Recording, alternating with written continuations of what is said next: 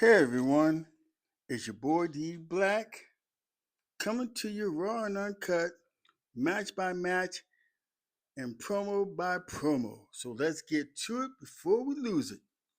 All right, Raw tonight. I can't say it was that bad. There was a few matches and a couple of things that happened in the show tonight and everything, but did it lead to anything that's going to be happening soon on Sunday night main event? I mean, yeah, we did have the contract signing with Obafemi and Braun Breaker and stuff, but I think that was about it. I mean, we did have the two qualifying matches, for who's going to be the luchador to face Roman Reigns and stuff, and those matches were pretty decent. So let's get to it, match by match, promo by promo. All right, LA Knight comes out and everything, and he's calling Roman Reigns a coward. Saying that he won, his matches clean at WrestleMania and SummerSlam, but now he wants to turn the Bloodline out, on him and everything. Then he talks about, the Luchador tournament. I mean, LA Knight talks about the Luchador tournament and everything, and says that he couldn't even get into it, but yet still Roman still sends, the Bloodline family, after him. And then LA goes on to say that at least he does have one person on his side, and that was Solo Sikoa. And then Solo Sikoa comes out talking about yeah and stuff. And then Solo thanks LA Knight, for coming out, when he was, getting beat down by, the bloodline and everything. And then Solo tells LA, you know, that he could have, just left, not do anything.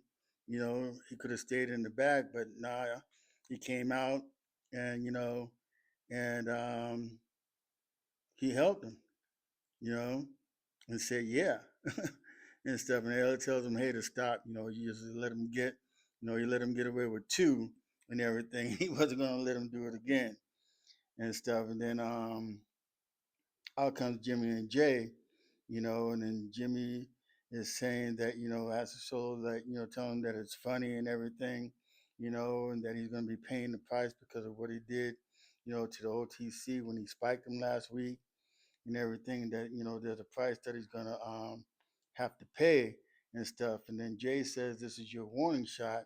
And then LA Knight and Solo Sikoa, they do kind of like the Matrix kind of thing and stuff, and Jimmy says the Matrix and stuff. And then Jay says, that they're going to take both their heads, to the OTC. And then Solo said it looks like they want to have a fight, you know, um, tonight and everything. And he asks LA, does he want to fight? And LA says, yeah. And then Solo asks him, does he have his back? And he says, yeah. And Solo, and then LA asks Solo, does he have his back? And then Solo goes, pew. And then they both go, pew, pew, pointing like fingers like gun and everything. And then LA says to Jimmy and Jay, um, they like the ula falas that they have around their neck. They're going to be swinging them, low between their legs, and they're going to be carrying them, after they carry them between their legs after the match that they have tonight. Because they're going to send them back, to factory settings and stuff. Then Solo tells Jimmy and Jay, you know, um, here's their warning shot. And then they both go pew pew. And the LA Knight goes with everybody saying LA Knight. And that was the end of that promo. It's kind of funny and everything, how they did it and stuff like that and stuff. So it's going to be interesting. More to come for that match. Then you get the match with Stephenie Vaquer and Roxanne Perez. This match was very predictable, no surprise, and who was going to win and stuff like that. Stephanie Vaquer, she wins. So I'm at this point now thinking that Roxanne Perez, she's nothing but a jobber. They came there calling her the prodigy, talking about the future, the women's division and stuff like that. And Roxanne hasn't won a match, and I can't even remember when's the last time she won a match I mean, she's won when she was tag when they were tag team champions and stuff with her and Raquel. But in that singles matches, not even and stuff. And then at some point, Liv was going to get involved in the match and stuff like that. And as she got involved in the match, then Becky Lynch came out and Raquel Rodriguez, she tried to attack, you know, um, Becky, on the slide and stuff. And then Stephenie Vaquer, she slides out of the ring. She takes out Raquel and then gets back in the ring and puts a finishing move on Roxanne Perez, and then you get the 1, 2, 3. Stephanie Vaquer wins, and then Liv Morgan tries to sneak back into the ring to attack Stephanie Vaquer, and then Becky Lynch pulls her out of the ring and throws her over the banister and stuff. And then Becky gets in the ring, and her and Stephanie Vaquer, they have like a little standoff and stuff. But Stephanie Vaquer, she wins that match. Then we get on backstage with Rey Mysterio talking to Rey Fenix, about the luchador match and everything like that, congratulating them and stuff like that, and giving them good wishes and stuff like that, for the match, that he's about to have, in the tournament and stuff. And then Dom Mysterio comes out, saying why he's not, in the tournament, and Ray tells him that he's not a luchador. And then all of a sudden, Javon Evans comes out and he attacks both J.D. McDonough and Dom Mysterio. I mean, he wrecks them and stuff. And then we get the match with Ray Fenix and Dragon Lee. And I'm going to tell you right here in this match, if you blinked, you missed it. I mean, they were moving so fast. I mean, good Lord. you know, and they're both high flyers and stuff like that and everything. I mean, there were some finishes that man, it was unbelievable. That Ray Phoenix, he kicked out from a whole bunch of sequence of finishes and stuff like that, and then all of a sudden, then Ray he kicks out of Dragon Lee, all the finishes that were put on him by Ray Phoenix.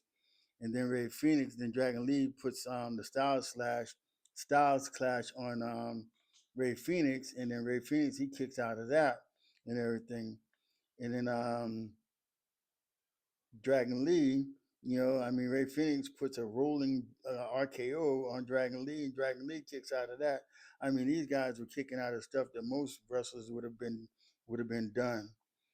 And then all of a sudden, Ray Phoenix gets the Mexican Muscle Buster on Dragon Lee, and he wins the match and stuff. So Ray Phoenix moves on in the match to face Roman Reigns in the Luchador tournament. And then they get a little film, and that film, and it has a date for 9/14, which would probably be September 14th. Then that figure in there, the female figure is Lola Vice, and she's coming to, I believe she's coming to SmackDown. I don't think she's gonna be on Raw and stuff, but if she's on Raw, we'll see what happens. But anyway, then we get to the contract signing.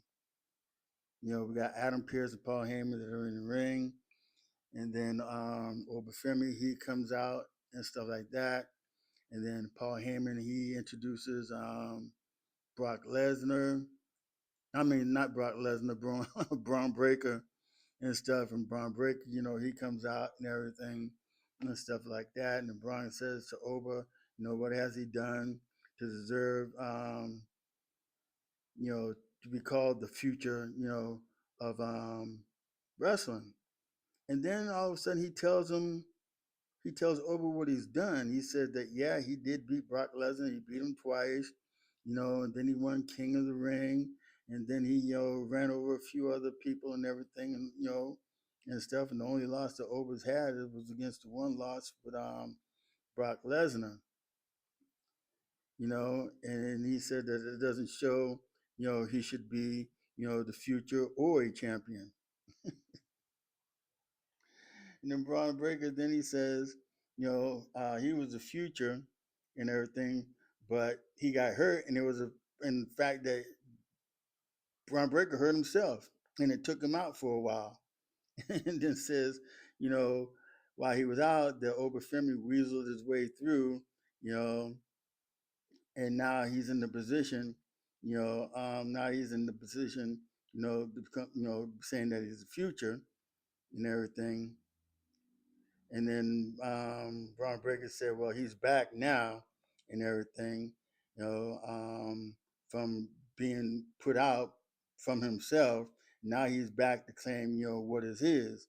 And right now, nothing is his because he was never the champion and stuff.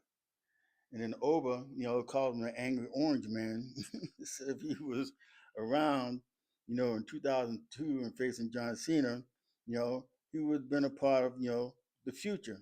And if he was around in 2015 and he was facing somebody who was big back in, that time and everything, he might have had a part, about being in the future. And then Oba says to Braun Breaker, that now is 2026 and he has the unfortunate privilege to run into him. Then Oba tells Braun Breaker, because he's here now, that his chances of being in the future has drastically been is gone. Oba's telling him that now that Oba's here, Braun Breaker is not even close to becoming the future. And then then Oba says, then Braun says, then Oba says that the dogs are barking, but they're barking up the wrong tree. And it tells Braun that he's outclassed on every level. And on Sunday night main event, he's going to show Braun Breaker why he is called the ruler, the destroyer, the bringer of war, and the future is going to be Obafemi. And then Braun Breaker says to Oba, he loves it. He's saying that he loves it to how the crowd is chanting his name and stuff like that. And they, doing his strut and everything, and then he calls out, and then Braun just says that he's gonna, call over, and then he's gonna embarrass him because he's gonna run all over him. He said that they thinking that, you know, um, he's gonna be a wash, a workover and everything and stuff like that. And Braun is saying that, that's not true. And Braun tells Oba what he's going to do to him, and said he is going to make Oba fight in the deep part of water, and he's going to take him there, and the Oba's going to get tired, his lungs are going to get, flat, he's going to run out of air and everything, his legs are going to run out on him and everything. And then he's going to go, you know, um, then he's gonna be sorry, that he's in the middle of the ring, you know, um, and then he's gonna just beat him up and everything. He says he's gonna put Ober in his place and everything until Ober in the ring, he's gonna own him and everything. He's gonna own Ober.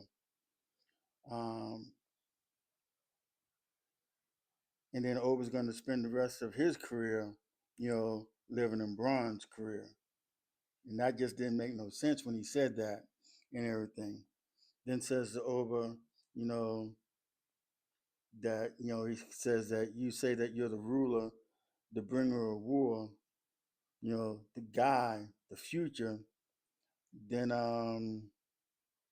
Braun says he's Braun Breaker, the guy Obafemi could not beat and everything. He signs the contract and everything, then tells Oba, does he want to sign the contract? And then he goes and said, no, or does his daddy want to sign the contract? Then he takes the contract and he shoves it into Paul Heyman's chest, and he tells Paul Heyman to sign the contract. and everything. He's telling him to go ahead, so he's trying to bully um, Paul Heyman and everything, and then why he has a contract in Paul Heyman's chest. Then he goes in and he nails he nails um, Obafemi, you know, and stuff. And then Austin Theory, he comes out, and then they jump on Obafemi and everything. And then as Braun Breaker was about to try to spear Oba puts a foot in his face and everything, and he takes Austin Theory and he throws him right through, the table that's in the ring and stuff. And then he tells Braun Breaker this is what he's going to get. This is what he's going to do to him and everything. And then Braun is going to be running from him and stuff like that. So he said he's going to beat his tail. So it's going to be interesting to see how that match is going to go and stuff like that. I have no doubt the Obafemi is going to win this match and stuff. So, because Braun Breaker, he's nothing but a jobber. He's not the future. Even though they said a while back when the vision was high with Seth Rollins and stuff like that, they were saying that he's going to be a future. He's going to be headlining at least 5 WrestleManias and stuff like that. But no, Obafemi is here, so that's just going to be a wash for Braun Breaker and stuff. Then we got Jacob Fatu, with Jimmy and Jay and everything, and Jimmy and Jay's, telling Jacob that, why he didn't help Roman and stuff like that and everything, and that, he's out of line and stuff like that, because Jacob was back there saying that he should be out there, with the Usos, on the match when they have with LA Knight and Solo Sikoa later on and stuff. And then, Jay tells him, that, hey, look, Jacob, you just stand back here, in the back and don't worry about coming out, you know, um, to the ring. And so they get into it again. And Jacob's saying that, hey, look, the reason he didn't help Roman is because Roman told him, stay back and not to do anything. So, Jacob did what he was told and stuff like that. And Jimmy and Jay is saying that Jacob was scared and stuff like that and stuff, and stuff. So it's going to be interesting and stuff. And then we get the match with Javon Evans and Big Cass. Now this match, I thought for sure it was going to be Big Cass that was just going to just mutilate, Javon Evans, but I was fooled in this match. Javon Evans did his thing, you know, and Javon Evans really beat the hell out of Big Cass and stuff, especially when he, charged him over the banister and stuff like that.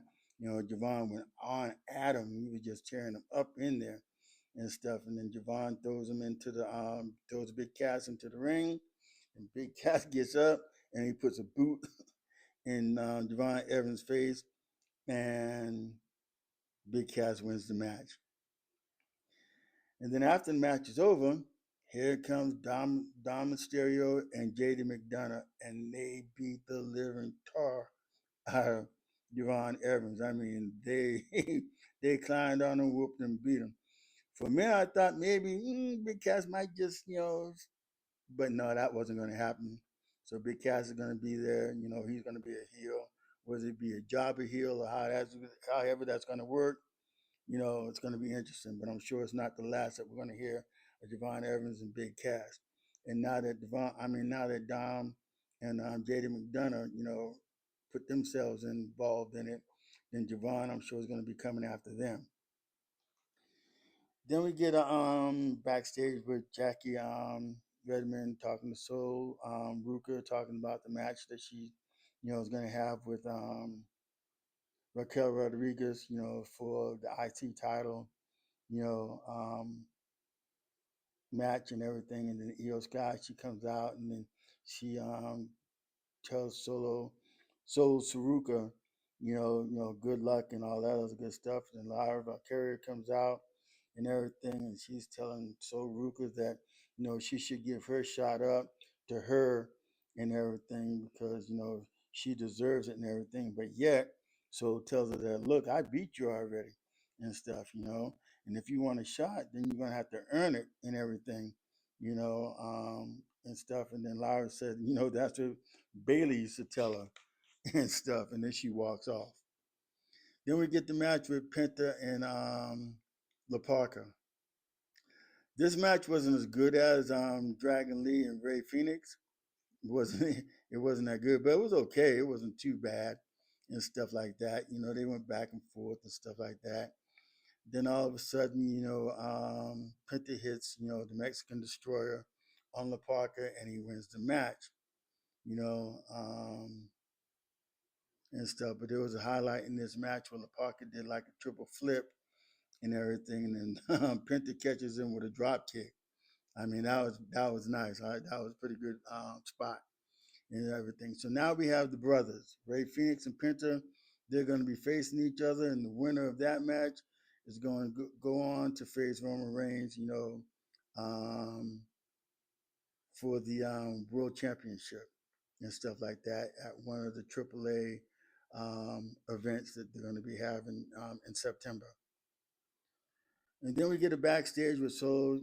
He's thanking LA Knight again, and stuff for coming out helping him, last week and stuff. And then LA, tells Sikoa, to not make him regret, teaming up with him, and then Solo looks at him and says, and then they walk off. And then we get a backstage with Chad Gable talking to Adam Pearce, and Adam Pearce is telling Chad that he's trying to get things together, for him, for Chad to you know put up his U.S. title. I mean his IC title and stuff like that. And then Ethan Page, he comes out, and everything, and he's talking to Chad and saying all the things that he should have done and all the things that could have been done and stuff like that, and saying that Chad won't face him and everything like that, more or less saying that Chad Gay was afraid of him and stuff like that. And then Chad cuts him off, and Chad tells Ethan Page, that he talks too much and that he just talked his way out of a title match and then walks off. And then we get to the backstage with Stephenie, Vaquer, and Jackie, and Jackie telling Stephenie that, in 2 weeks that she'll be facing Liv Morgan and everything and stuff like that. And then Stephenie says in 2 weeks she's going to destroy Liv Morgan and the Judgment Day, and take back what's hers and stuff. And then she goes on and says that, you know, that Liv, tried to send her to pets, to handle her, but she took care of them. And then she tells Becky Lynch, that she doesn't need, Becky's help or anything like that, because the next time they face and everything, as far as Liv Morgan and Stephenie, Stephenie said that she's gonna take Liv down, take back her title, and destroy the Judgment Day and stuff. And then we get the match with Jimmy and Jey Uso against LA Knight and Solo Sikoa. The match was going on. It was pretty good. It was back and forth and everything. I mean, Solo did take a beating in the match and stuff like that and everything, because I figured he was going to probably catch all the heat anyway in the match, because of the fact of what happened with Roman Reigns and everything, Solo spiking them last week and everything, and the Jimmy and Jay saying that they were going to, punish, Solo. So they kind of did in the match and everything. And then as the match was going on and stuff, then all of a sudden here comes Royce Keys, and he brings OTM, Bronco Nima and Lucian Rice. And they come out and they destroy. I mean, they destroy everybody. They destroy Jimmy and Jay. They destroy LA Knight. They destroy Solo Sikoa. I mean, they just beat them completely down. And I'm sure this is after the match that happened with, Jacob Fatu and everything, when Solo, LA Knight, and Royce Keys, when they teamed up against Jimmy and Jay and Jacob Fatu and stuff and everything. So it just bled on from there and everything. And Royce Keys said that he's gonna get even, and he got even because him, the OTM, they came out and they destroyed all of them. Jay got hit with with the chair, with a chair shot, and then Solo gets hit with a chair shot. LA Knight get hit with a chair shot, and then Jimmy they lift his behind up and everything, and they throw him through the announcers table, and then they go back in the ring and they just start destroying again and everything. I mean, there was a part where they picked LA Knight up, and I don't know what that move was and everything, and they dropped him and stuff, but they destroyed them badly, and then they stand strong, you know, in the ring and stuff. So we'll see what's going to happen with Royce Keys, and OTM and stuff. Are they going to be there as jobbers, or are they going to be there to make a name for themselves and stuff like that? Time will tell. All right, please don't forget to subscribe, like, share, leave a comment. Let me know what's going on. Let me know if you agree or disagree with anything I say. And then with this and everything, I'm just going to give this Raw, probably because of the attack with Royce Keys and OTM. That was kind of something that kind of lifted everybody and stuff. And then the match with Dragon Lee and Ray Phoenix, that was a real good match. So I'm going to give this show I'm going to give it a 4 and stuff with that. So please don't forget to subscribe, like, share, leave a comment. Let me know what you're talking about. Tell me if you agree or disagree. And on that, thank you for watching. God bless. Deuces. And I'll see y'all on the next video. Thank you.